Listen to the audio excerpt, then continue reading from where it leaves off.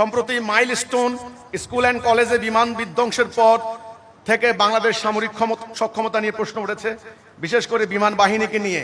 যে পাকিস্তানের কাছ থেকে আমরা স্বাধীনতা পেয়েছি, তাদের তুলনায় আমাদের অর্থনীতি অধিক উত্তম হলেও আমাদের সামরিক বাহিনী তাদের ধারের কাছেও নেই। স্বাধীনতার 54 বছরে এই দুর্দশার কারণ হিসাবে আপনি কি মনে করেন বাংলাদেশের সামরিক সক্ষমতা অর্জনের কোনো প্রয়োজনীয়তা আছে কি? সামরিক সক্ষমতা আমেরিকার কি কম আছে? রাশিয়ার কি কম আছে? চীনের কি কম আছে?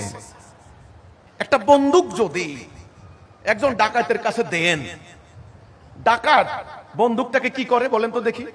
ডাকাতি কাজে ব্যবহার করে, তাই না?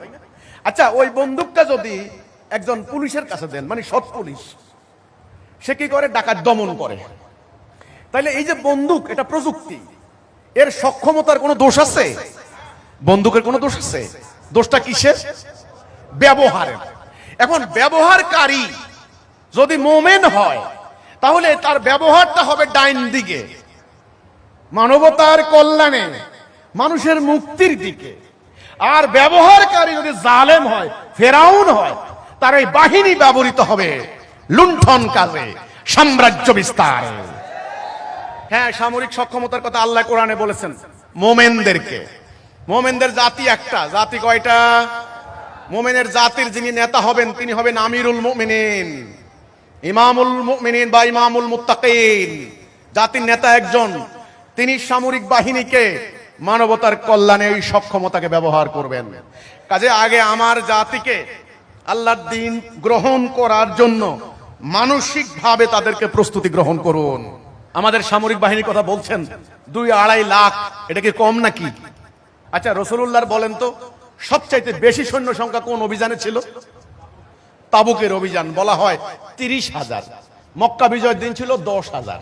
30-এর উপরে কিন্তু উঠছে বলে আমার জানা নাই রাসূলুল্লাহ জীবদ্দশায়।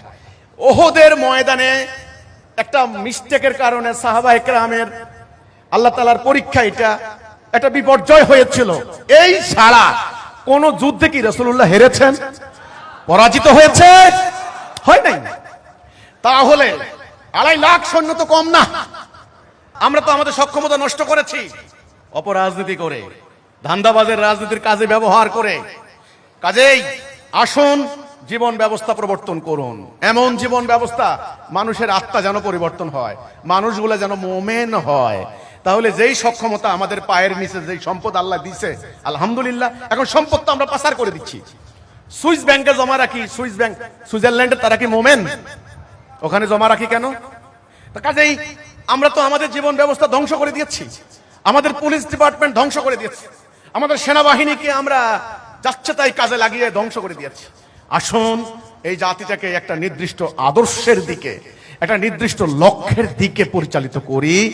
মানুষের তৈরি এই ব্যবস্থাকে প্রত্যাখ্যান করে আল্লাহর দেওয়া, আল্লাহ দাসত্ব করার মতো একটা ব্যবস্থা প্রবর্তন করি, একটা সিস্টেম প্রবর্তন করি।